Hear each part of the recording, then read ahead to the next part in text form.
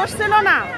25 তারিখে যখন আমরা স্বাস্থ্য অধিদপ্তর ওখানে গেছি, আমাদের বাচ্চাদের গায়ে কেন হাত দিল ভাড়াটে গুন্ডা আইনা? বাচ্চাদের ওখানে অপরাধ না? বাচ্চারা ওদের অধিকার চাইতে গেছে, আপনারা যদি সার্কুলার দিয়ে দেন তাহলে তো হয়ে যায়। তাদেরকে তাদের এই স্বপ্ন পূরণ থেকে বঞ্চিত না করে তাদের এই স্বপ্ন পূরণে আমাদের সবার উচিত সাহায্য করা, প্রশাসনের উচিত তাদেরকে সাহায্য করা। এখন যারা আছে তাদেরকে কে ওই পর্যায়ে পৌঁছিয়েছে? আমরা শিক্ষার্থীরাই আন্দোলন করে তাদেরকে সে পর্যায়ে নিয়ে গেছে। এখন তারা কিভাবে বলে আপনার সন্তান যদি সুসাইড করতে চায় তো let her go to suicide, কেন তাকে সুসাইড করতে দিবে? ঘুরতাম না, আমাদের বাচ্চারা 70-এর উপরে মার্কস পাওয়া বাচ্চা, আমরা তাদের জন্য দুঃখিত। আমি মনে করি এটা রেসপন্সিবল ইয়ার কাছে, অথরিটির কাছে যাবে এই মেসেজ, এবং তারা দ্রুত গতিতে এর স্টেপ নেবেন এবং আমাদের এই এই রক্তক্ষরণ থেকে মুক্তি দিবেন, আমাদেরকে এই অভিশাপ থেকে, এই দেশের এই হঠাৎ করে নিয়মকে অনিয়মের রূপ দেওয়া অথরিটির কবল থেকে আমাদেরকে মুক্তি দিবেন, এবং এইরকম আমলাতান্ত্রিক জটিলতা থেকে আমরা মুক্তি চাই, মুক্তি চাই, মুক্তি চাই। আপনারা আমাদেরকে মুক্তি দেন এবং এই পোর্টাল উন্মোচন করে দেন যাতে আমাদের বাচ্চাগুলো ভর্তি হতে পারে এবং তারা মেধাবী। আপনারা ভেরিফাই করে দেখেন, যারা ভর্তি হয়ে ক্লাস করতেছে তারা 40+ মার্কস পাওয়া, আর আমাদের বাচ্চারা 70 পয়েন্ট মার্কস নিয়ে আমরা আজকে রাস্তায় এসে চিৎকার করতেছি।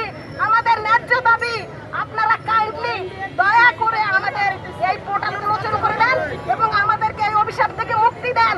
এই আমলাতান্ত্রিক জটিলতার জালে আমরা বিগত সরকারের আমলে ছিলাম, তারপরেও একটা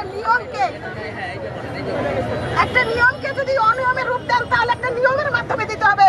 কোন রকম নিয়ম ছিল না, আপনারা একটা নিয়মকে অনিয়ম বানিয়ে দিলেন যে এখানে সেকেন্ড সার্কুলার হবে না। এটা হতে পারে না। বিগত দিনগুলোতে যেটা হয়েছে আমরা সেটাই চাচ্ছি।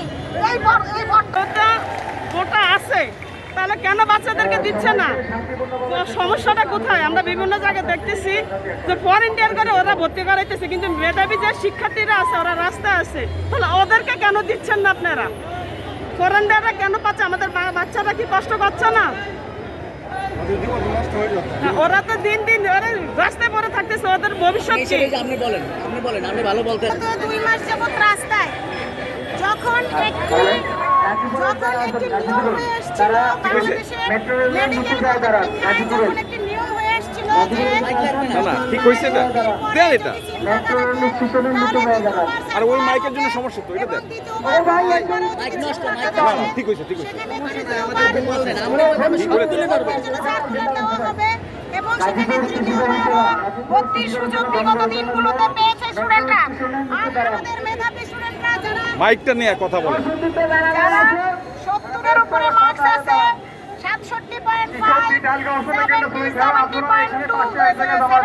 70.2, এই ধরনের মার্কস নিয়ে আমাদের বাচ্চারা রাস্তায় ঘুরতেছে। এরপরে হচ্ছে স্বাস্থ্য অধিদপ্তরের যে মাইক আছে তাদের অপদস্থ হতে দেখে, তাদের বুকে রক্তক্ষরণ দেখে আমি তাদেরকে নিয়ে নিজে স্বাস্থ্য মন্ত্রণালয়ে গিয়েছিলাম এবং আমি সচিবালয়ে ঢুকে স্বাস্থ্য উপদেষ্টার দৃষ্টি আকর্ষণের জন্য আমি তার সচিবের কাছে দিয়ে এসেছিলাম, তার পার্সোনাল সেক্রেটারির কাছে দিয়ে এসেছিলাম, এবং সে বলেছিল যে আমি এটি স্বাস্থ্য উপদেষ্টা ম্যামের কাছে পৌঁছে দিব, কিন্তু স্বাস্থ্য উপদেষ্টা ম্যাম এখানে জড়িত নয়। যারা জড়িত আছে, যারা এটা বারবার বন্ধ করেছে তাদের কাছে যান। আমি সেই প্রপার অথরিটির নাম জেনে আঞ্চলিক কৃষি গবেষণা কেন্দ্র এবং তারা আমাকে যুগ্ম সচিব